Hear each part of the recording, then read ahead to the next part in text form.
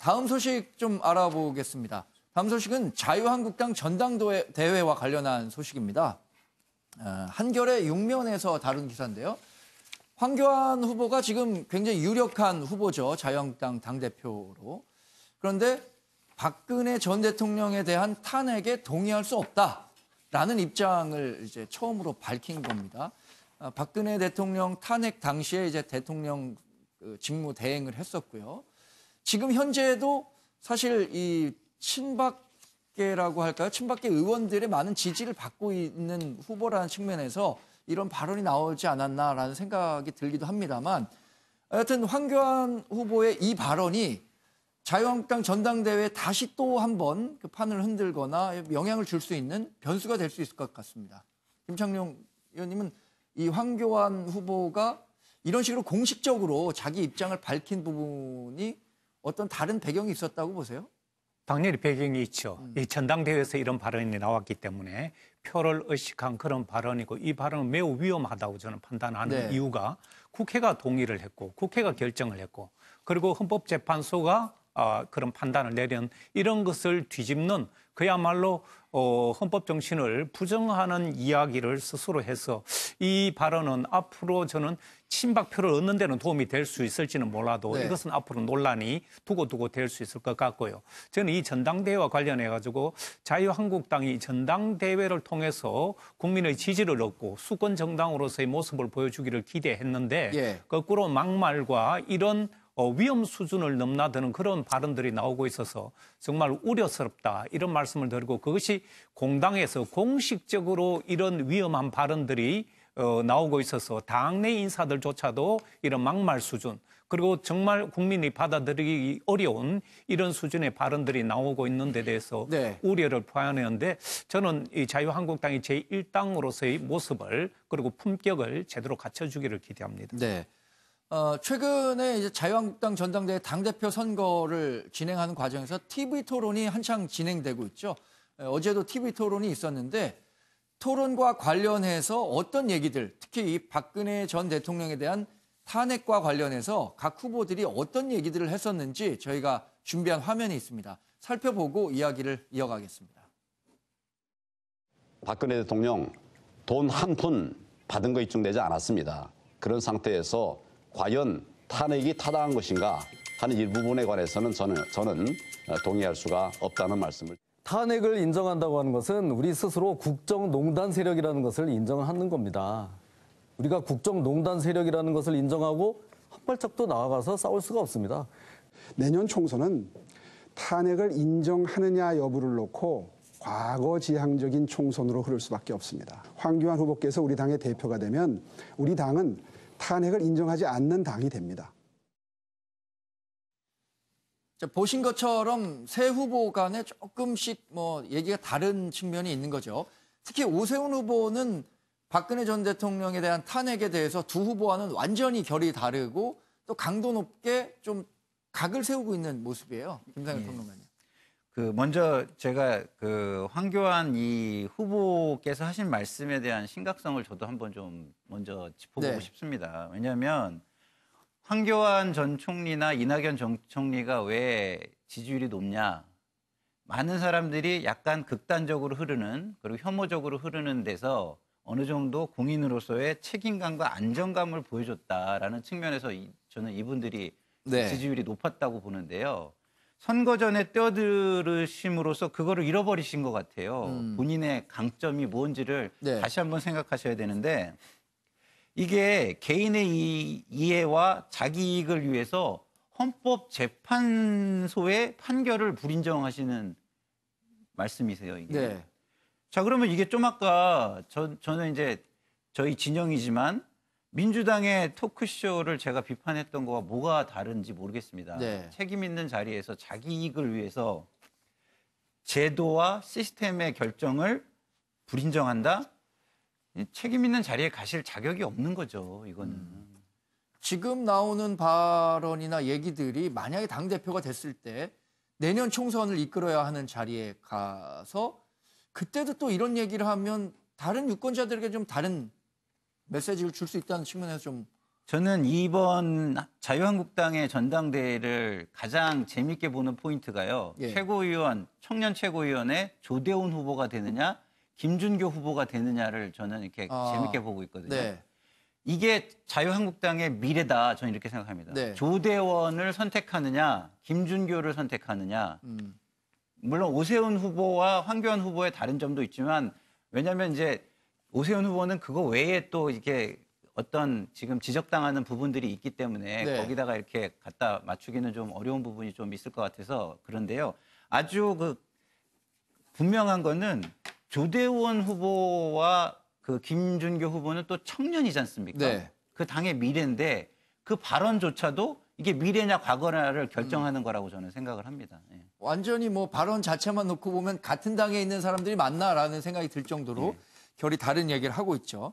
한국일보 6면도 자유한국당 전당대회와 관련한 소식을 다루고 있는데 전당대회를 장악한 태극기 부대, 그런데 한국당이 태극기 부대에 쩔쩔매고 있다라는 내용을 담았습니다. 김진태 후보 뭐 아시다시피 친박 후보죠. 연호하는 태극기 부대, 타 후보에는 야유를 하고 있다는 겁니다. 그래서 지지율 깎아먹는 역컨벤션 효과가 지금 나타나는 것 아니냐 이렇게 좀 걱정을 하는 분들도 있어요. 그러니까 컨벤션 효과라는 건 전당대회를 하면서 정당의 외연이 넓혀지고 그래서 지지율이 높아지는 효과를 거둬야 되는데 반대로 역컨벤션 효과에 고전하고 있다는 거죠. 이수희 변호사는 그런 지적에 일정 공감하십니까? 지금 이제 그러니까 5.18 그 망언에서부터 이제 시작이 됐는데 더 증폭이 됐죠. 이전에 이제 황교안 후보가 당대표 출마를 선언하고 김진태 의원이 선언하면서 네. 탄핵이 좀 주요 쟁점이 돼버렸어요. 주요 이슈가 되고 그러면서 오세훈 후보가 전대 참여 여부에 대해서 좀 관심을 끌다가 예. 참여를 하면서 좀 이슈를 미래지향적으로 전혀 지금 가져갈 수가 없는 상황이 돼버렸다는 거죠. 다른 두 후보 때문에. 거기에다 5.18 망언까지 더해지면서 이제 과거에 발목이 잡혀 있는데 또 하나는 합동연설회를 지금 하는데 이 합동연설회는 그 출입이 자유롭습니다. 그러니까 2월 27일 날 되는 전당대회는 대의원만 그 대의원 그 신분증을 갖고 있는 분만 들어올 수 있지만 합동연설에는 자유롭다 보니까 네. 소위 말하는 현재 그 태극기 부대라고 하는 아주 강경한 세력들이 조직적으로 그 앞자리를 차지해서 이렇게 뭐 고성을 지르고 욕설을 하다 보니까 그 장면들이 노출이 되면서 지지율이 이제 떨어지는 거죠. 지금 지난 그 리얼미터 여론조사에서 3.7포인트가 떨어졌습니다만은 저는 이번 주 하면 더 떨어지지 않을까라는 생각도 듭니다. 네. 상당히 이제 제일 걱정되는 건 이 전당대회의 후유증을 차기 지도부가 어떻게 감당을 했지. 그다음에 총선을 앞두고 또 이런 상황에 그 갈등이 어떻게 봉합이 될지. 그래서 저는 저 김상일 평론가께서는 이제 두 최고위원을 얘기했지만 저는 김진태 의원의 득표수, 그 득표수가 한 8,000명 정도 되는 지금 말하는 소위 태극기 부대라고 하는 그분들에서 어느 정도 플러스 알파가 있는지 이에 따라서 그분들의 그러니까 김진태 의원의 득표수가 전대 후에 또 한국당의 방향을 또 좌지우지할 수도 있겠다는 생각도 듭니다. 결국엔 그거에 따라서 전당대회 이후에 자유한국당이 새로 어떤 정계 개편의 축이 돼서 다시 정계가 개편되는 그런 그러니까 예상해 볼 수는 있는 거죠. 김진태 후보가 거기에서 한 10,000표 거기 위아래로 받는다든가 한다고 하면은 그거는 저는 큰 의미가 없는 표라는 생각이 들고요. 그렇다면 자유한국당은 미래지향적으로 정말 공천에서도 소위 말하는 물갈이라고 하죠. 세대 교체도 확실하게 이뤄내고 그렇게 방향을 잡아야 되는 거고요. 아니라고 했을 때는 또 다른 방안들이 나와야 되겠죠. 네. 자, 이번에는 한 장의 사진이 전하는 다양한 메시지들을 점검해보는 시간을 갖겠습니다. 박진아의 이슈컷. 오늘은 또 어떤 사진들이 특별한 메시지를 전달하고 있을까요? 박진아 앵커 전해주시죠. 이슈들을 사진으로 살펴보는 시간, 이슈컷입니다. 첫 번째 이슈 태그는 굴욕입니다. 날쌔고 사나운 육식동물 퓨마가 한 나무 위에 올라가 있는데요. 그런데 표정이 좀 어두워 보이죠? 알고 보니 어린 퓨마가 15m 높이의 나뭇가지에서 내려오지 못하고 있었는데요. 이 퓨마는 미국 캘리포니아의 한 주택에서 발견돼 주민의 신고로 구출됐습니다. 소방대원들이 퓨마를 마취시켜 나무 아래로 내려줬고 마침내 퓨마가 땅을 밟을 수 있게 됐는데요.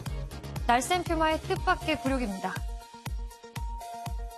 두 번째 이슈 태그는 필기 로봇입니다. 여기 글씨를 대신 써주는 로봇이 있습니다. 필체와 문장을 입력하면 로봇이 알아서 글자를 똑같이 쓴다는데요. 이 로봇은 중국의 한 온라인 쇼핑몰에서 판매되고 있습니다. 로봇을 이용해 겨울방학 쓰기 숙제를 하려던 걸까요?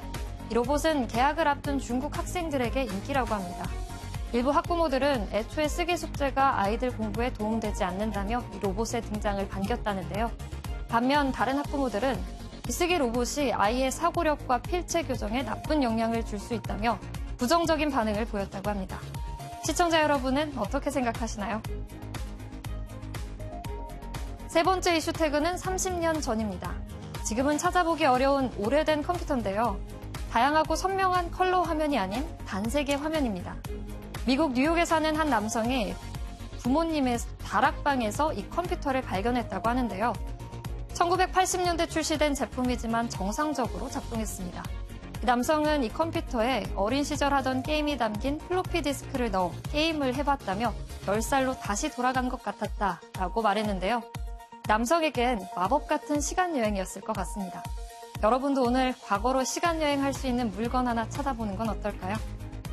마지막 이슈 태그는 전쟁 영웅입니다. 여기 왼쪽 가슴에 훈장들을 달고 있는 한 남성이 있습니다. 지난해 90세의 나이로 별세한 영국 군인 고 윌리엄 스피크먼입니다. 고인은 6.25 전쟁 참전 용사였는데요. 6.25 전쟁 당시 중공군을 수류탄 공격과 육탄전으로 맞섰습니다. 이에 영국과 한국에서 이 공로를 인정받아 전쟁 영웅으로 불렸는데요. 생전 고인은 자신이 싸워 지켜낸 한국 땅에 묻히고 싶다는 뜻을 밝혔습니다. 그리고 어제 고인의 뜻에 따라 부산 유엔기념공원에 고인의 유해가 안장됐는데요. 이 전쟁 영웅은 자신이 지켜낸 한국 땅에서 영면에 들었습니다. 지금까지 박진아의 이슈컷이었습니다.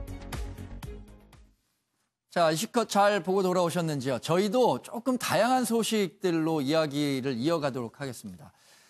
중앙일보 6면에서 다룬 소식인데요. 여가부, 여성가족부가 아이돌, 비슷하게 생긴 아이돌에 대해서는 출연을 좀 자제시키는 게 좋겠다라는 지침을 내렸어서 이게 좀 많은 분들로부터 이 비난 여론을 샀습니다. 그러니까 불필요한 오해를 불러서 미안하다면서 다시 좀 수정을 했다고 하는데 이 부분은 그러니까 뭐 이렇게 반대 여론이 있으니까 바로 좀 정책이라든가 이런 것들을 수정한 거는 잘한 것 같아요. 결국엔 처음에 좀 나온 정책이 불만족스러웠지만.